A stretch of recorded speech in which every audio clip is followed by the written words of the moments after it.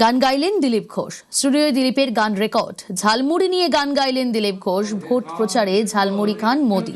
এবার ঝালমুড়ি নিয়ে গান দিলীপের। প্রাতঃভ্রমণের পর সোজা স্টুডিওয়ে মন্ত্রী। দ্রুতই মন্ত্রীর গাওয়া গান রিলিজ। আচারে টক মিলবে অল্প দাও হে তাই পরে ঠকঠকাটক কেনে চমচে নাড়ানাড়ি তৈরি থেকে চাই তৈরি আমাদের ঝালমুড়ি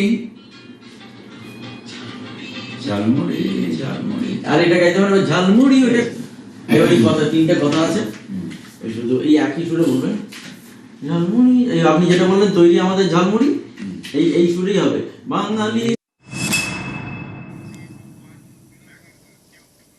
এদিকে আজ খারেজি মাদ্রাসার পরিদর্শন শুরু। সরকারের নজর এবার খারেজি মাদ্রাসায়। 12 জেলার খারেজি মাদ্রাসায় রাজ্যের নজর। আজ খারেজি মাদ্রাসার পরিদর্শন শুরু। সরকারের নজর এবার খারেজি মাদ্রাসার। ডিটেল জানবো, সোমরাজ রয়েছে আমার সঙ্গে। সোমরাজ,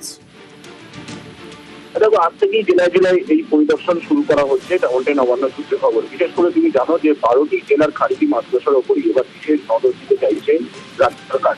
ইতিমধ্যেই 12টি জেলায় কোন কোন রাজ্যবিদ্যুৎ অফিসাররা বা কোন পর্যায়ের আধিকারিকরা এই পরিদর্শন করবেন তার ইতিমধ্যে তালিকা প্রস্তুত করা হয়েছে সংখ্যালঘু উন্নয়ন ও মাদ্রাসা দপ্তরের তরফে। যেখানে দেখা যাচ্ছে ডাব্লিউবিসিএস পর্যায়ের অর্থাৎ জয়েন্ট সেক্রেটারি পর্যায়ের আধিকারিকদের এই দায়িত্ব দেওয়া হয়েছে। তারা জেলার আধিকারিকদের সঙ্গে নেবেন এবং এই মূলত পরিদর্শন করবেন বা কোথায় কোথায় খারিজি মাদ্রাসা চলছে বা অনুমোদনহীন মাদ্রাসা চলছে, অনুমোদনহীন বা খারিজি মাদ্রাসা এগুলিতে যাবেন। গিয়ে প্রথমত দেখবেন যে সরকারি প্রকল্পে সুবিধা দেওয়া হয় নাকি। 2, সরকারি পাঠ্যক্রম অর্থাৎ যে পাঠ্যক্রম অনুমোদিত মাদ্রাসাগুলিতে পড়ানো হয় সেই পাঠ্যক্রম অনুমোদনহীন বা খারিজি মাদ্রাসায় পড়ানো হয় নাকি। বিস্তারিত তথ্য তারা খতিয়ে দেখবেন এবং খতিয়ে দেখার পর আগামী 15ই জুলাইয়ের মধ্যে তারা রিপোর্ট তৈরি করবেন এবং 21শে জুলাইয়ের মধ্যে বিস্তারিত রিপোর্ট তারা নবান্নে পেশ করবেন। নবান্নের শীর্ষ পর্যায়ের আধিকারিকদের নির্দেশেই 12টি জেলার ওপর বিশেষভাবে নজর দেওয়ার সিদ্ধান্ত নেওয়া হয়েছে এবং ইতিমধ্যে তার নির্দেশিকা আকারে জারি করা হয়েছে। বিশেষ করে সীমান্তবর্তী জেলা উত্তর 24 পরগনা, দক্ষিণ 24 পরগনা, মুর্শিদাবাদ, মালদা, উত্তর দিনাজপুর, কোচবিহারের মতো জেলাগুলিতে রয়েছে এই ধরনের অনুমোদনহীন মাদ্রাসা বা খারিজি মাদ্রাসা। এমনটাই রাজ্য সরকারের কাছে রিপোর্ট এবং সেই কারণেই এই জেলাগুলির ওপরই বিশেষভাবে নজর দেওয়ার সিদ্ধান্ত। আজ থেকেই জেলায় জেলায় ডাব্লিউবিসিএস পর্যায়ের অর্থাৎ জয়েন্ট সেক্রেটারি পর্যায়ের আধিকারিকরা এই পরিদর্শনের কাজ শুরু করছে। বেশ।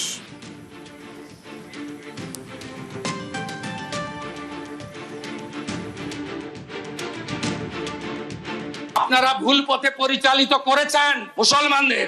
কেন খাজেরি মাদ্রাসায় পাঠাবেন? কেন স্কুল কলেজে পাঠাবেন না? কেন ডাক্তার ইঞ্জিনিয়ার করবেন না? এই প্রশ্নের উত্তর আপনাদের দিতে হবে।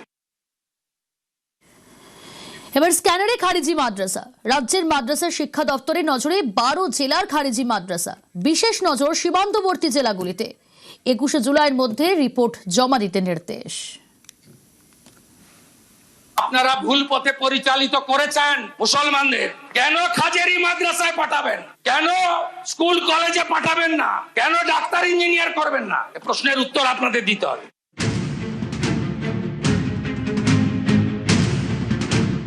ক্ষমতায় আসার আগে বিজেপি বারবারই অভিযোগ করেছে তৃণমূল জামানায় ব্যাঙের ছাতার মতো গজিয়ে উঠেছে অনুমোদনহীন মাদ্রাসা। অনেক ক্ষেত্রে এই মাদ্রাসাগুলো জাতীয় নিরাপত্তার কাছে উদ্বেগের হয়ে উঠছে বলেও দাবি করেছে পদ্ম শিবির।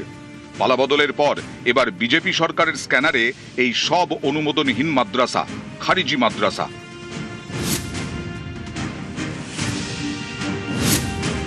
রাজ্যের মাদ্রাসা শিক্ষা দপ্তরের নজরে 12টি জেলার খারিজি মাদ্রাসা। বিশেষ নজর সীমান্তবর্তী জেলাগুলিতে। 21শে জুলাইয়ের মধ্যে রিপোর্ট জমা দিতে নির্দেশ নবান্নর। সূত্রের খবর, খারিজি মাদ্রাসাগুলোতে পরিদর্শনে যাবেন জেলার সরকারি অফিসাররা। প্রতি টিমে থাকবেন অন্তত 2 জন ডাব্লিউবিসিএস অফিসার।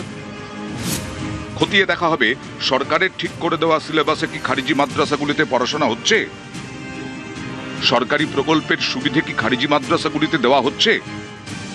আপনারা ভুল পথে পরিচালিত করেছেন মুসলমানদের। কেন খাজেরি মাদ্রাসায় পাঠাবেন? কেন স্কুল কলেজে পাঠাবেন না? কেন ডাক্তার ইঞ্জিনিয়ার করবেন না? এই প্রশ্নের উত্তর আপনাদের দিতে হবে।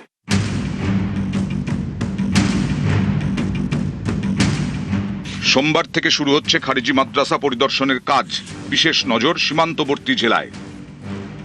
কোচবিহার, উত্তর দিনাজপুর, মালদা, মুর্শিদাবাদ, নদিয়া, উত্তর এবং দক্ষিণ 24 পরগনা।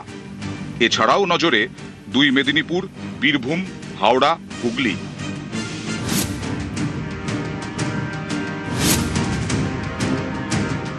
বাম আমলে যে 614টা মাদ্রাসা অনুমোদন পেয়েছিল সেটা হাই মাদ্রাসা, সিনিয়র মাদ্রাসা। হাই মাদ্রাসা সিলেবাস একেবারে মধ্যশিক্ষা পর্ষদের সিলেবাসের মতো।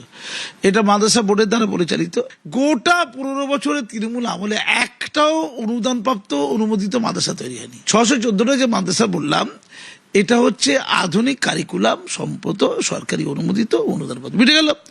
তারপরে তখনও বাম আমলেও আরো অনেক মাদ্রাসা ছিল যেগুলো খারিজি মাদ্রাসা বলে, সেই সংখ্যা হচ্ছে 7,000 প্রায়। সেগুলো বিদেশি টাকা, জাকাতের টাকা, ধর্মের নামে সংগৃহীত টাকা, কারো নজরদারি নেই, না মুসলমান সমাজের শিক্ষিত অংশের লোকের নজরদারি, না সরকারের নজরদারি। 2014-এ পূর্ব বর্ধমানের খাগড়াগড়ে বিস্ফোরণের পর চর্চার কেন্দ্রে উঠে আসে খারিজি মাদ্রাসা। এনআইএ দাবি করে খাগড়াগড়ে গড়ে ওঠা খারিজি মাদ্রাসার অন্দরেই জঙ্গি জাল তৈরি হয়েছিল। 2014 সালে বর্ধমানের খাগড়াগড় কাণ্ডের সঙ্গে নাম উঠে এসেছিল শিমুলিয়ার এই মাদ্রাসার, ইউসুফের মাদ্রাসা। আপনারা দেখতে পাচ্ছেন এখানে সেই সময়তে মাটির দেওয়ালে খড়ের চাল 4 কামরা বিশিষ্ট এই মাদ্রাসাতেই কিন্তু প্রশিক্ষণ দেওয়া হতো। এই মাদ্রাসার বিরুদ্ধে অভিযোগ উঠেছিল জঙ্গি যোগের, এবং এই মাদ্রাসার ভেতরে থাকা রান্নাঘর এবং বাথরুমের এখনও ধ্বংসাবশেষ দেখা যাচ্ছে। কয়েক মাস আগে মুর্শিদাবাদ থেকে বাংলাদেশি জঙ্গি যোগের সন্দেহে 2 ব্যক্তিকে গ্রেপ্তার করে আসাম এসটিএফ।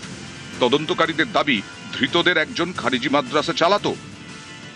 এখন সরকার নিয়ন্ত্রণ কিভাবে করবে সেটা আমাদের জানা নেই।